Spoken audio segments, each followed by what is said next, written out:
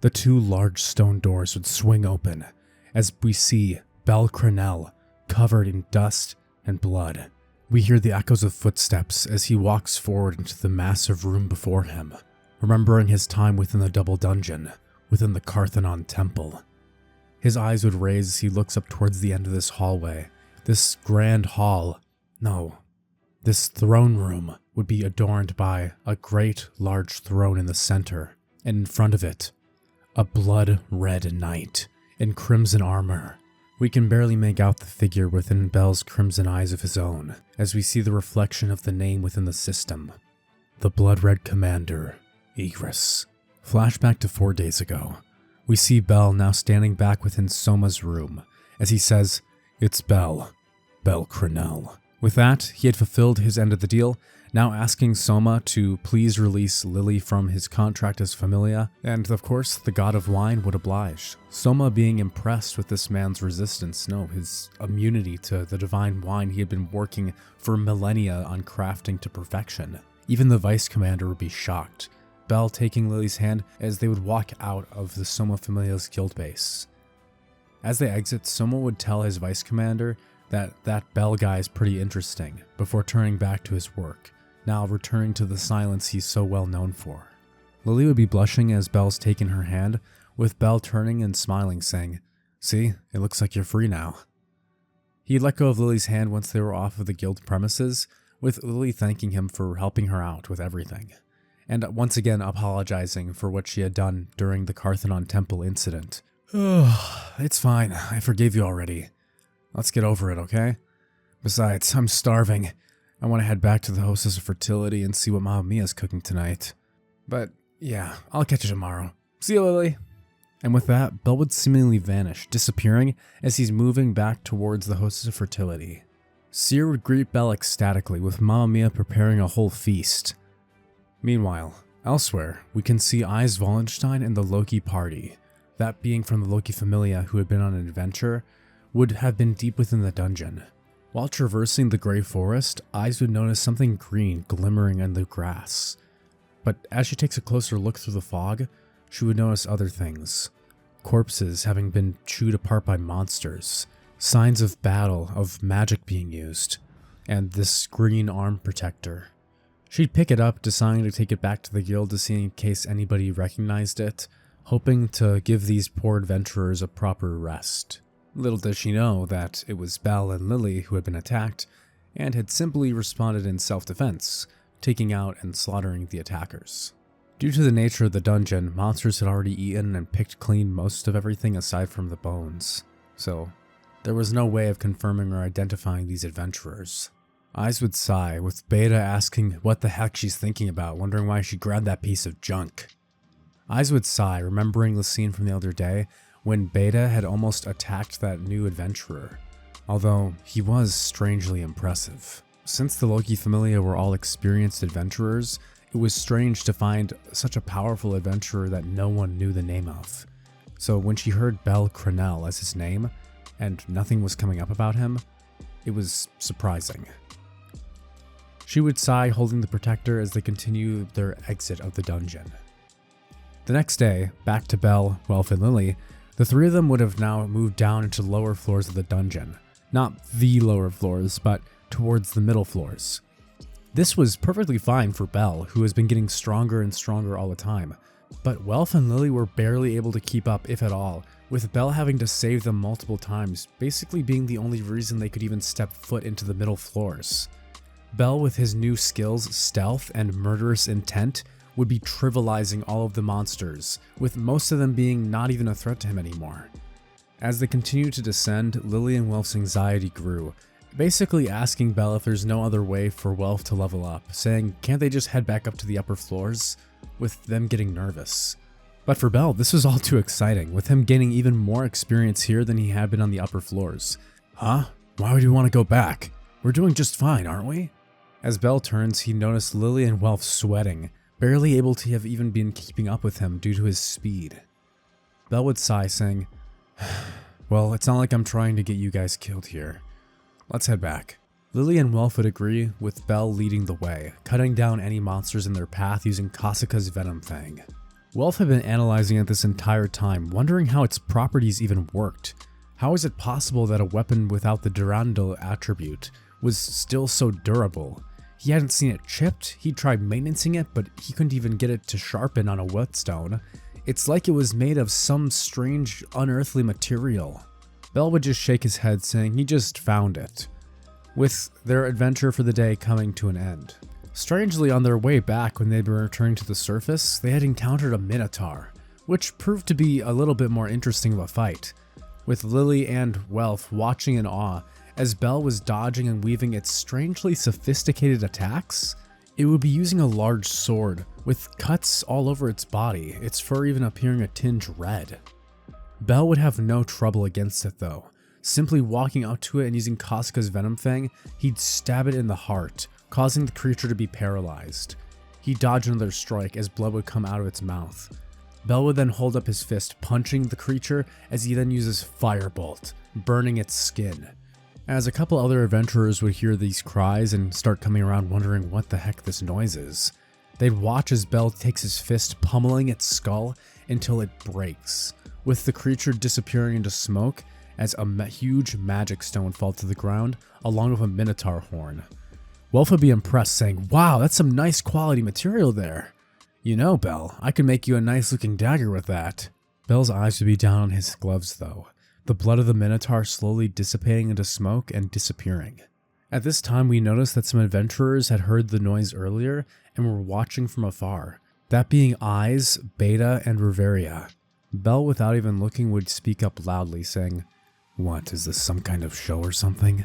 Reveria would open her mouth, saying, "No, it's just, it seems we missed one of the minotaurs that had escaped our notice earlier last month. I'm surprised that it hasn't been reported to the guild. That's all." She closed her eyes, walking, with Eyes giving a bow to Bell, and Beta gritting his teeth and looking away. Bell would watch them leave as he turns back towards Welf and Lily, saying, "Well, let's go." At this time, we'd get a report from Otarl back to his master. "Freya, my lady, do you recall that adventurer you tasked me with watching and observing? I trained a good puppet, or I thought I had. However, he completely obliterated it. What a waste of time." "As expected of my Bell," Freya would say with a smile on her lips. "Otarl, I want you to continue to observe him. This might be the one. My Ord." Upon leaving the dungeon and cashing out on all their gold coins, with Welf being the one to go into the guild and sell all the items, Bell would alert to Lily and Welf that he won't be able to come tomorrow, saying he has some business to attend to. Welf would give a thumbs up, asking Lily if they want to go down to some of the earlier floors, just the two of them, so they aren't such a burden next time they head down to the middle floors. Lily would nod, with her saying she feels the same way, with Welf and Lily having a training day planned for tomorrow. The next morning, Bell would sneak out of the Hostess of Fertility, careful not to make a sound, using his stealth skill. As he would walk outside the city gates completely unmonitored, he'd deactivate it, looking around, as he seems to be far enough away from the main city. Well, let's see what this does. Open, menu. I wanted to see the new quest, the job change quest.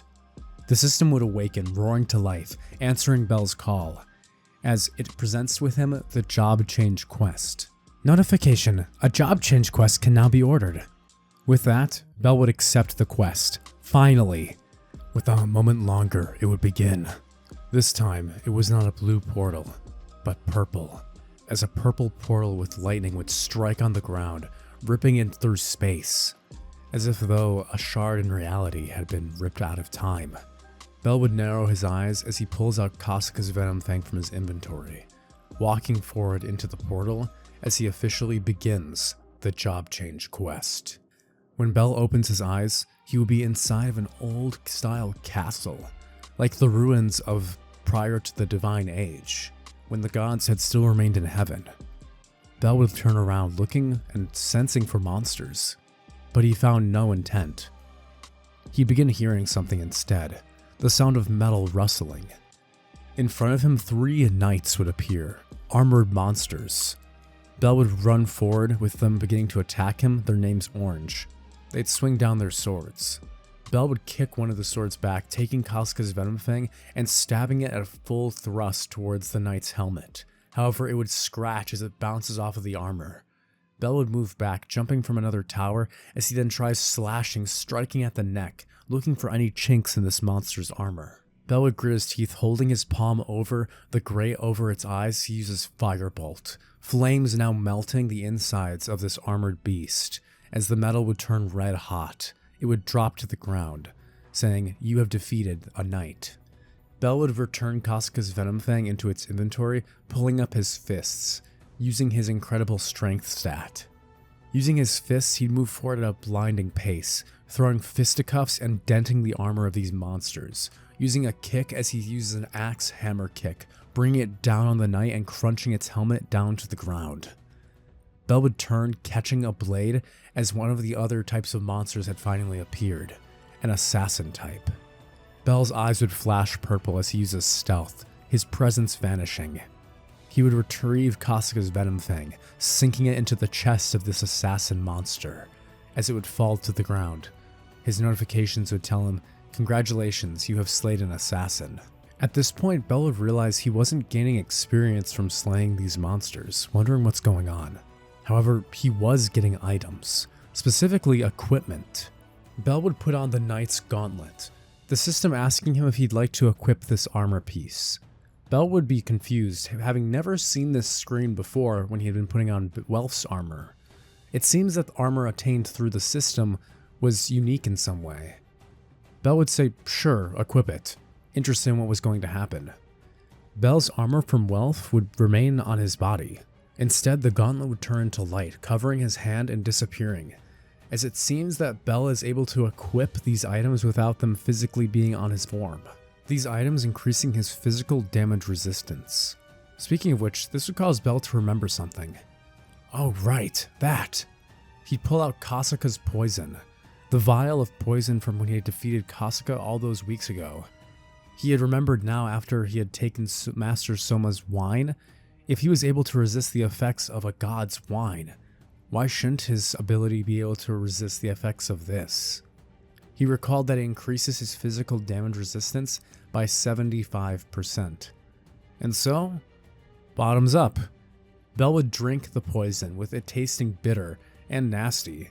He'd hold his stomach waiting for the pain, but it wouldn't come, as the blessing from his system would activate, neutralizing the effects of the muscle dampening that the poison had promised him.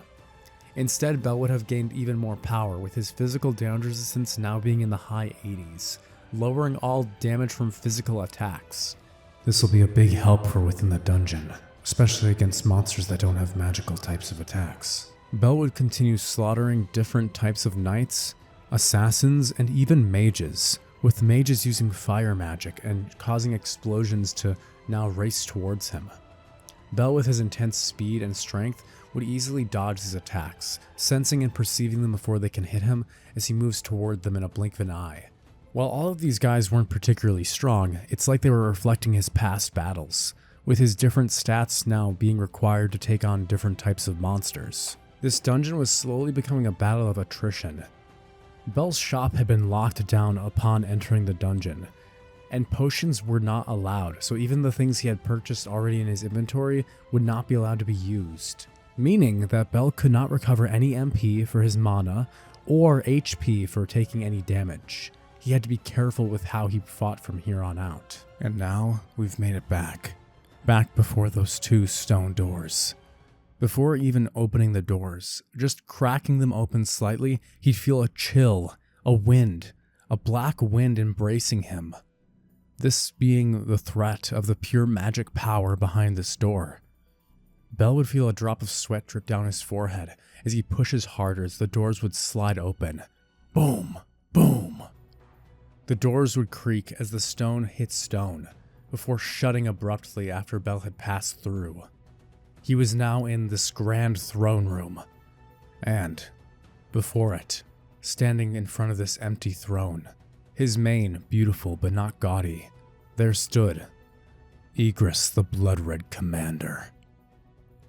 Igris would stand from his position where he had been formerly kneeling before the throne. Bell would be slightly taken aback, almost finding himself admiring Igris, this blood-red commander. He had the look of a hero about him, the way that his armor flowed across his form, his impressive greatsword, those eyes, and the magic power emanating from him. Bell would smile, pulling out Casca's venom fang. I want to see it. I want to see the extent of your strength, Igris! Igris would charge forward as Bell would yell out a battle cry. The two would clash, their swords now dazzling, as sparks would fly across the throne room. Bell would take a back foot, realizing that he has a disadvantage in this fight. Amazing, he's amazing! Igris would slash with his sword. Bell barely able to grab it with his now protected gauntlet-covered hands. He would be able to block himself from being cut in two, as he gets sent crushed into a pillar, thrown against the wall of the throne room. Bell would cough as his breathing is silenced, with his sternum having been caught in mid-air. He'd fall to the ground as he then kicks off of it, running towards Igris again, as he pulls Casca's venom fang and tries stabbing at his armor, once again realizing that his blade was doing pretty much nothing to this armored opponent. Igris would slash down, but Bell would take a sidestep, grabbing Igris's hand with his left before pulling his right palm towards his face. Firebolt!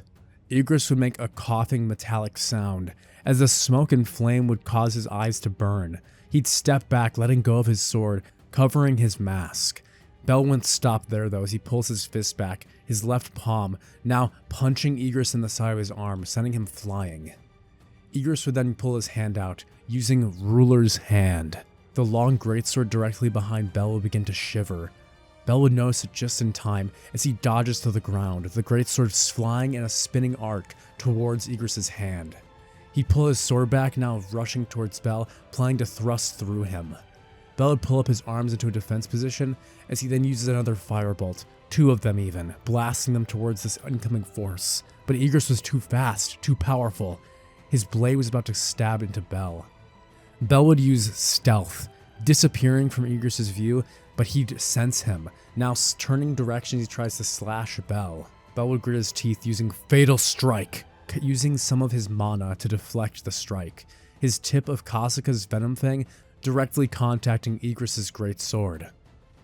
Igris would watch as Bell would take Casca's venom fang, throwing it off into the void, putting it back into his inventory, pulling up his fists and saying, "Come on, let's throw hands." Igris would take this as a personal challenge, stabbing his greatsword into the ground and pulling up his fists. Using his hands, he grabbed the cape now that had been flowing around his mane and throwing it to the wind, now covering his greatsword. He'd take off the belt at his side, with two daggers at his hips, dropping it as well, as the two would begin to engage in hand-to-hand combat. The respect that Bell held in his heart for such a heroic and chivalric monster. It's almost a shame that I have to kill you. As Bell's fists were colliding with Igris's, again we'd hear reverberations, bursts of pockets of air ripping through the air, creating explosions from their fists connecting. Igris would get an uppercut on Bell's gut, sending him flying over the throne, splattered against the wall. Bell would fall, tumbling from the wall into the throne, dust following him, as Igris would slowly approach the throne, where Bell was crumpled. Bell would begin to stand, as Igris was about to summon his sword again, pulling his ruler's hand to finally cut down this opponent. Bell would smile, saying, "If you weren't a monster, it would have been incredible to fight by your side. But there's no way I'm letting you kill me." Thoughts of those that Bell cherished would echo in his heart. He'd see Wealth, Lily, Seer, the girls from the Hostess Fertility, Ryu, Anya, Mamma Mia, everyone who had ever helped him to get this far. And at the end, we'd see a flickering image of an old man, Bell's grandfather. Bell would lunge towards Igris, pulling up both of his hands as he grips him by the face. With one hand he'd cast Firebolt. In the other, he'd pull out Casca's venom fang, jabbing it through the chinks of the eye where Igris's armor sat as purple blood would spew forth, the creature raging as it tries to grab Bell's arms, trying to pull him away from him. Bell would push against the taller, now monstrous knight, as he runs at full speed using dash and obliterating both of them into the wall. As Igris's form, his armor would crumple to the ground, the formerly regal knight now in disarray, as he'd breathe his last. Bell would be breathing heavily as sweat was trickling down his forehead, wiping his hand across his brow. Bell would bow towards Igris, saying, "Thank you for the match." At this moment, the system would roar to life, saying, "Congratulations, you have defeated the Blood-Red Commander Igris." Bell would notice something off immediately. "I haven't defeated the boss?" Which meant that the quest was not over yet. Aside from getting a full recovery from leveling up, Bell would have gained 3 more things. 1. The first ever S-rank piece of gear he had ever acquired, that being Igris' helmet. With Bell putting the armor over his head, physical damage minus 20%, vitality plus 20, strength plus 20. Bell would see 2 new abilities. One of them, like the stealth skill, would be a runestone, Ruler's Hand. That must be what he had used earlier, when he was summoning that sword and it almost cut me in half. Huh? What's this? Bell would look past the runestone for Ruler's Hand. The system would have another notification saying, "Congratulations, you have unlocked an intrinsic skill, Argonaut. A power truly worthy of a hero." Argonaut. But Bell wouldn't have time to wonder what these new skills do, as the room would begin to rumble, as portals would appear. The system would pop up with a new notification saying, "The job change quest has begun." Its text would change once again. "Good luck." Although Bell had fully recovered after leveling up after taking out Igris, he still felt uneasy. Just beginning? So this is the start of the quest? At that moment, portals would appear as swarms of monsters would begin to come forth. Damn it, there's so many! At least they aren't on the level of Igris, but still! Bell would be trying his best to fight with these knights and all these varieties of monsters, with the quest telling him he needs to survive as long as possible, which means he doesn't know if there's any way to actually end this event. Damn it, fine then. In the background we hear clashes of metal. Back at the Hostess of Fertility, Seer would be worried as nightfall had already come and Bell had yet to return. With him having snuck out this morning, no one had even known he'd left, but they were all getting worried about him. Ryu would put her hand on Seer's shoulder asking, "Do you want me to go look for him in the dungeon?" With Seer turning back looking at Ryu. Her lip quivering, she'd say, "Let's give him a little longer. I'm sure he's fine." Inside of Auroria's dungeon, we'd see Wealth and Lily panting as they're breathing heavily on the ground. Monster stones having filled their bag, the two were laughing, giving each other a fist bump, saying, "Man, you know, as a team, we're actually not too bad."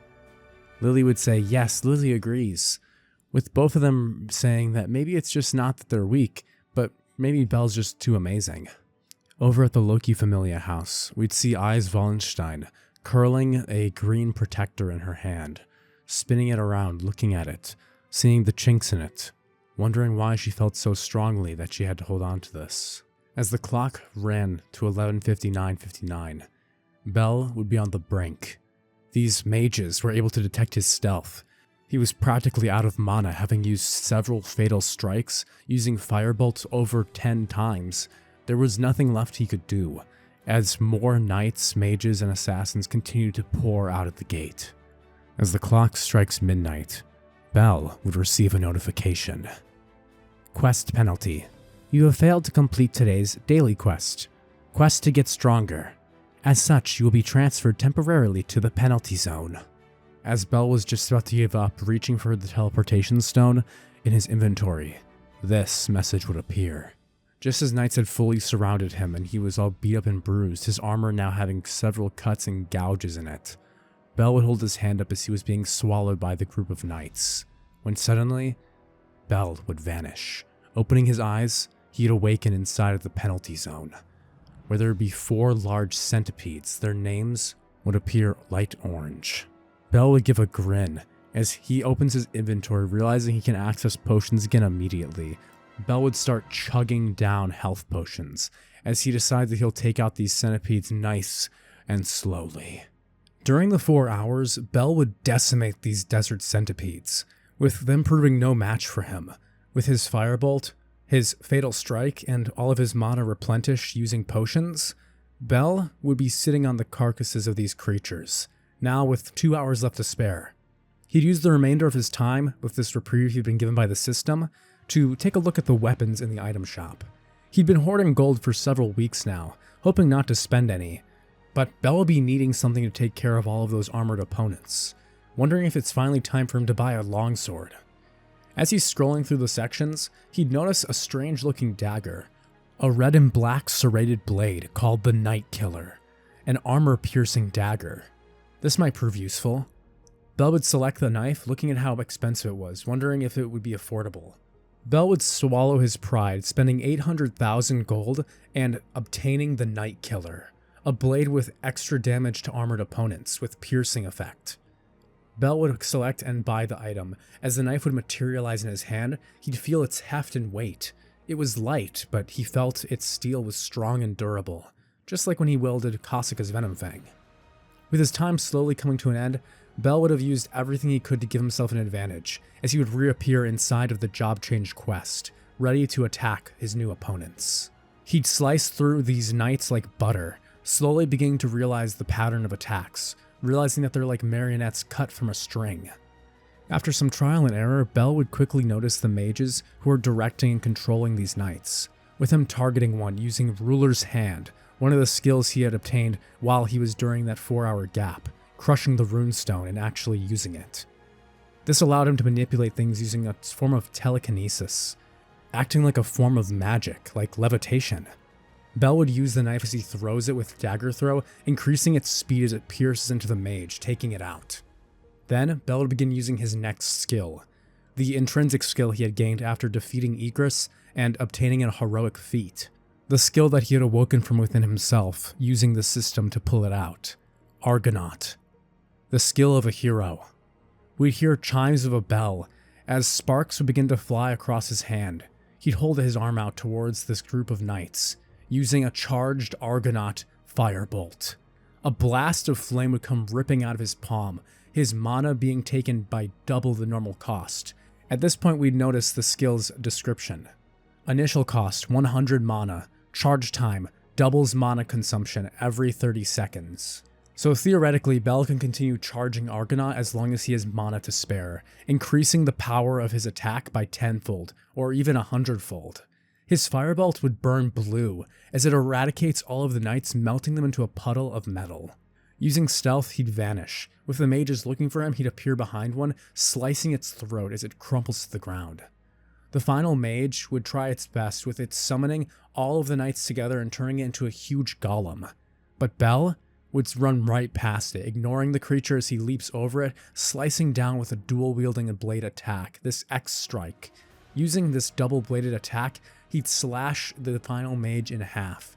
With him having successfully completed the job quest, the system would congratulate him, calculating the amount of points he had earned for surviving for over 5 hours. It would take a surprising amount of time for it to tabulate, with Bell wondering what sort of class job he was going to get, wondering how this all even worked to begin with. Hoping it would give him some more swordsman skills, he would sit waiting. Finally, the job class presented to him would be necromancer. Bell would have no idea what this even is, saying, "Necromancer? What the heck is that?" He'd look at the description of the skill. Wherever the player goes, death is shortly behind them. As a necromancer, your enemies become your allies. As the more blood you shed, the more powerful you will become. Bell would remember to the scene when he had slaughtered the adventurers of the Soma Familia, remembering Lily's fear as he looks down at his hand. Reject. Are you sure you want to reject? The system would ask questioningly. Necromancer is a rare, hidden job class. Bell will begin reconsidering his decision, biting the nail on his thumb as he's thinking hard. He'd remember then. That's right. The middle floors. Without a familia, it gets harder to continue going down. But with an army of the undead, I'd be able to continue storming floors while being able to protect Lily and wealth. Fine. I accept. The system would congratulate Bell on unlocking the Necromancer class. Adding the additional calculated points, his class would change, with him gaining the power of the Shadow Monarch. Shadow Monarch, huh? Black and purple energy would flow from Bell as his mana would increase. With his job class now selected, he would gain several new skills, that being Shadow Extraction and Shadow Storage. Bell would turn, looking at all the knights and monsters he had slayed, holding his hand out just like when he's using Firebolt, and saying, Shadow Extraction. In order to use shadow extraction, you must select a wake word. Select key phrase now. Bell would consider many options in his mind. A key word, huh? Wakey wakey. No. Up and at 'em. Not my best work. How about arise? That's way too edgy for me. As all of these thoughts would circulate in Bell's mind, his inner desires that he had faced when he had gained the ability of Firebolt would awaken inside of his thoughts. What does it mean to join a hero? Bell would smile as he chooses his key word, onwards, as a hero rouses his party from their slumber on the journey towards a dragon. Bell would call for his army to march onwards, taking on the foes before him. As mist would begin to take form, black shadows would arise from the ground, now ready to serve their master. Over 40 knights would stand before him, kneeling to the ground immediately. The 3 mages he had killed were also standing, with them bowing to their master politely. Bell would turn, nodding, as he begins walking towards the one he was most interested in. Igris, please, I want to journey by your side. I want you to stand and fight with me. I can trust you to protect them. You were even stronger than I was, but you let me win. I have no idea why. I want to see your real strength. Igris, come, onwards. At this moment, Igris' body would begin to rise into the air before the mist surrounding it would fall back to the ground. Shadow extraction has failed. You have 2 more attempts. It's not a guaranteed success. Damn it. Bell would speak out loud, saying, Igris, the throne you stood before remained empty. Who do you serve now? Why? Why not stand by my side and fight? This is no place for a hero, a warrior like you to die. Bell would extend his hand. Let's go. Onwards. Or for my soul leveling purist fans, arise. Whichever you prefer. I just think this suits Bell better. But anyway, Igris would then stand, shadows taking form as he'd successfully have extracted Igris the Blood-Red Commander's shadow. The system would ask Bell, asking him, would you like to name this soldier? Since Igris was a level higher than all the other soldiers, Bell would realize this must mean that there's different varieties of shadow soldiers. As Igris knelt before him, Bell would grab his hand, pulling him up, as he says, Igris. Just Igris. The system would alter his name, now calling him Igris. Bell would successfully have now created his own familia. Bell would turn, saying goodbye to the soldiers who he had to remove from his shadow extraction in order to store the rest. Bell would turn to his shoulders using shadow storage, as the job quest would come to an end. What an ending. I hope you guys enjoyed level 4 for What If Bell had the system, or what if Bell had solo leveling. This time we finally got to see Igris, so I had a great time writing that. I had a tough time really deciding on what his wake word should be. I had a couple different ideas, but I knew I didn't want to use arise. Just because Bell is so different from Jinwoo in his goals, and he has a unique personality. I'm not trying to make him Jinwoo, so I wanted to give him something different that reflected that. So I think onwards is going to work pretty well for him. I don't know, I like it. I think it fits his more heroic type of character and personality, his style, I guess. Let me know what you thought, or if you have a better keyword in the comments below. If you made it this far, you might as well just hit all those cool, pretty looking buttons down there. Especially the thumbs up one and that red little button with the bell. Get it? Because bell, what if you hit the bell? You know what I'm saying. But enough of that. I'll catch you guys in the next one. See you then.